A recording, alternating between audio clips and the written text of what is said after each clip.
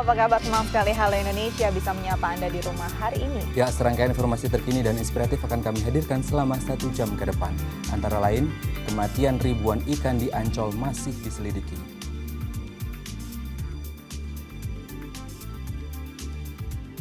Ada pula migrasi burung raptor di Bogor. Ya, selain itu hari ini Halo Indonesia akan membahas tentang cara menjaga koleksi museum selengkapnya dalam segmen Bincang.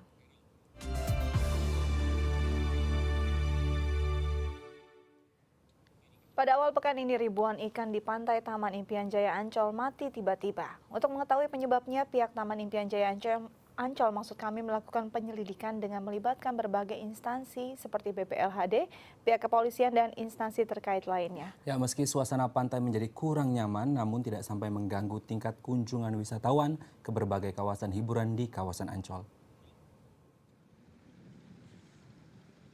Hampir sepekan ini, ribuan ikan mati di kawasan Pantai Ancol, Jakarta Utara. Sejak 30 November lalu, beragam jenis ikan yang mati mendadak seperti bandeng, ketang-ketang, belanak, dan kakap.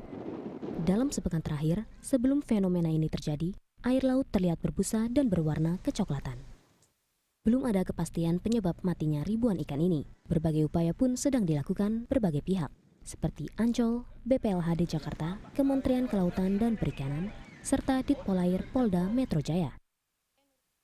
Sampel ikan mati dan air laut telah dibawa ke laboratorium untuk diuji. Kalau hasil kemarin pengamatan yang dilakukan, kan ketemu dengan hasil pengamatan langsung ya Mbak ya, bisa dilaporkan. Itu memang kejadiannya adalah karena perubahan cuaca, musim, cuaca ekstrim lah ya. Jadi kalau gampangnya orang-orang bilang cuaca ekstrim. Fenomena matinya ribuan ikan tak terlalu berpengaruh terhadap operasional Ancol. Pantai Ancol tetap dibuka seperti biasa.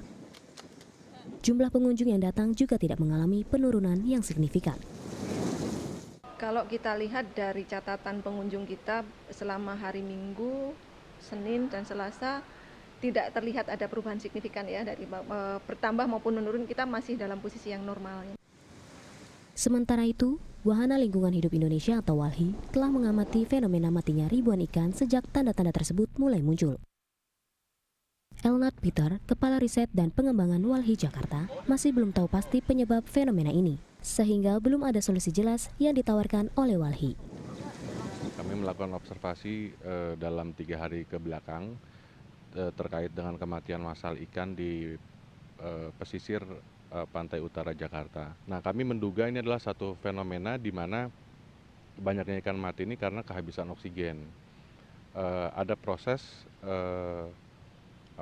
yang mungkin karena faktor alam, karena kita baru saja masuk ke musim penghujan, sehingga ada pergerakan atau proses fisik air bawah permukaan itu bergerak ke arah pantai, menggantikan posisi air permukaan yang sedang bergerak menuju tengah laut.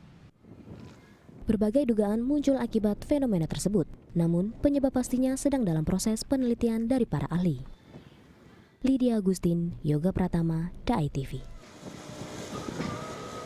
Meski bangkai ikan telah dibersihkan dari pantai Ancol, namun bau amis di sekitar pantai masih tercium dan cukup mengganggu pengunjung yang datang untuk berkreasi di sekitar pantai Ancol. Ya, meski demikian masih ada pengunjung yang datang ke kawasan pantai, baik untuk melihat keadaan pantai atau hanya untuk sekedar berjalan-jalan. Ribuan ikan yang menggenangi bibir pantai Ancol, Jakarta Utara kini mulai tak terlihat. Pantai Ancol kini terlihat bersih dan kembali normal. Ikan-ikan yang mati telah diangkut oleh petugas kebersihan sejak Senin lalu.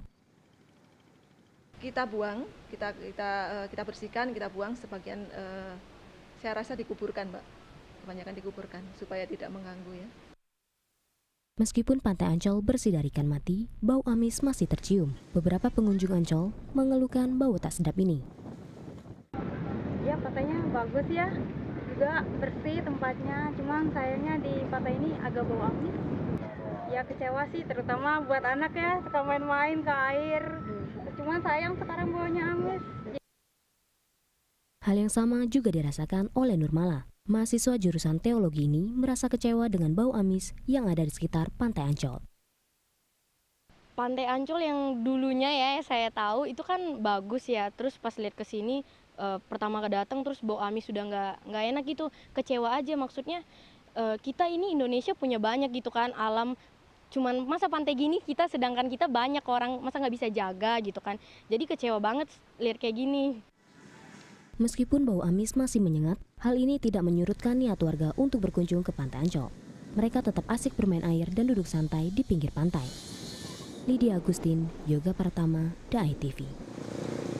Kita beralih ke informasi lain. Pada pelaksanaan KTT Iklim yang berlangsung di Paris, Prancis beberapa waktu lalu, Menteri Lingkungan Hidup dan Kehutanan Siti Nurbaya Abu Bakar menyampaikan telah melakukan berbagai langkah penanganan, seperti menghentikan izin pembakaran lahan kepada masyarakat maupun pemilik perusahaan perkebunan. Akibat bencana ekologis tersebut, 2,1 juta hektar dari hutan dan lahan terbakar, 21 orang meninggal dan lebih dari setengah juta orang mengalami masalah kesehatan. Dalam kesempatan mengunjungi KTT Perubahan Iklim COP21 di Paris, Siti Nurbaya selaku Menteri Lingkungan Hidup dan Kehutanan Indonesia memberikan keterangan terkait langkah pemerintah menangani bencana kebakaran hutan yang melanda Indonesia. Siti Nurbaya mengatakan telah melakukan langkah penanganan berupa menghentikan izin membakar lahan kepada masyarakat maupun pemilik perusahaan perkebunan. Sementara terkait pembakaran demi alih fungsi lahan, pihaknya juga telah melakukan pencabutan dan penangguhan izin bagi perusahaan perkebunan. Apabila ada yang melanggar, maka pelaku pembakaran akan dijerat hukum yang berlaku. We put the law enforcement on that one. Anybody who has fault with this, they have to responsible for this. We put a serious efforts on that law enforcement. Daniel Murdiarso, seorang ilmuwan utama di Pusat Penelitian Kehutanan Internasional, mengatakan bahan organik yang terkandung dalam gambut merupakan jumlah dari gas rumah kaca yang terpancar saat kebakaran. Perkiraan terbaru menempatkan total gas rumah kaca dari kebakaran menunjukkan angka antara 0,9 hingga 1,8 miliar ton karbon dioksida, melebihi dari total karbon dioksida di Jerman yang keluar dalam setahun. It is peatland and contain a lot of organic material, a lot of carbon. So the emission is very staggering.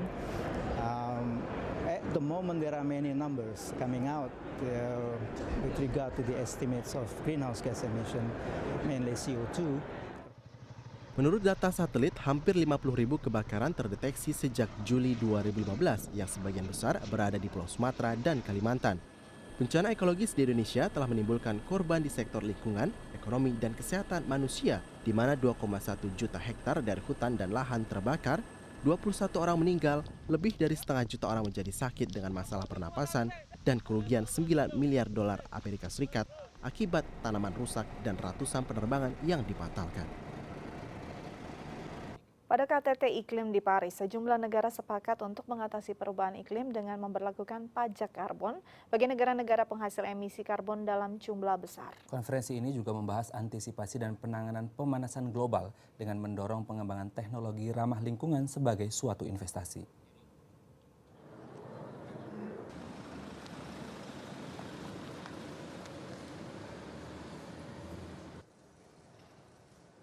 ...147 pemimpin dunia, pemimpin Bank Dunia, serta Organisasi Kerja Sama dan Pengembangan Ekonomi menghadiri Konferensi Internasional Perubahan Iklim atau UNCFCC COP21. Salah satu pembahasan dalam konferensi ini adalah peraturan pajak karbon dunia yang pada akhirnya disepakati sebagai upaya untuk menekan emisi karbon. Sementara itu, Presiden Prancis yang mewakili negaranya dalam konferensi tersebut menyatakan nilai karbon seharusnya berjalan menurut mekanisme global dan tidak ditetapkan secara global. Il ne s'agit pas d'imposer à tous une façon unique de fixer le prix du carbone. Et nous sommes aussi réalistes. Nous n'allons pas fixer un prix unique du carbone partout dans le monde. Ce que nous voulons promouvoir, c'est la mise en place d'instruments qui modifieront peu à peu, grâce à un prix du carbone, les comportements des acteurs économiques. Selain Perancis, negara Chile, Ethiopia, Jerman, Meksiko, dan Kanada adalah yang paling sering menyerukan pajak karbon kepada negara-negara penghasil emisi karbon dalam jumlah besar.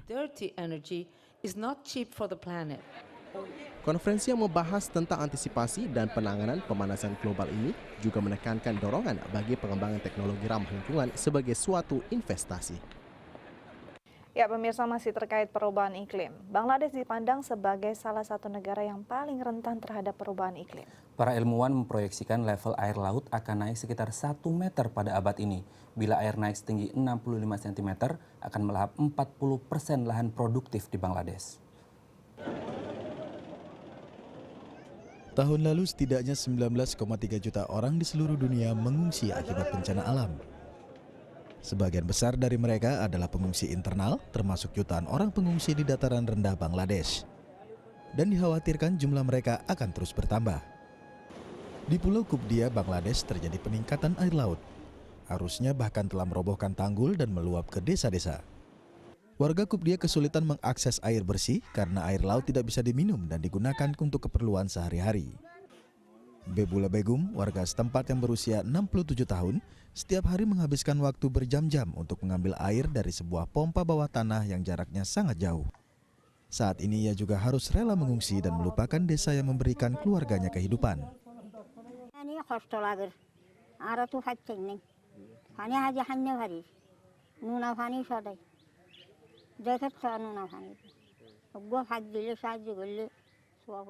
দেশারি আইতে গিয়ে দেশের লাই আর বেচা খানা খান্দি আর তো বেশি একটু আর কে জায়গা জমিন তো বাজি আর রাত দাদা বাদ দাদা কিছু গজি আর কিছু গজি এবছরের ধান সামর বছর ধান সামর বছরের ধান এবছর ধান আইলে বাড়িতে দুই টালাই দি তার বছর নতুন ধান বুলার মাঝে তুললি আর ওর মাঝে তার আর নিকে বসবাস তো বাজি আল্লাহর হুকুম আছে গিয়ে.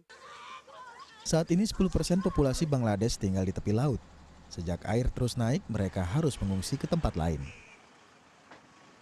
Bangladesh is kind of now regarded as the ground zero of vulnerability. If we look at from the perspective of the lives and livelihoods to be affected by climate change impacts, there is no other country in the world which has got so much to lose from climate change. Populasi Bangladesh mencapai 1.000 orang per kilometer persegi.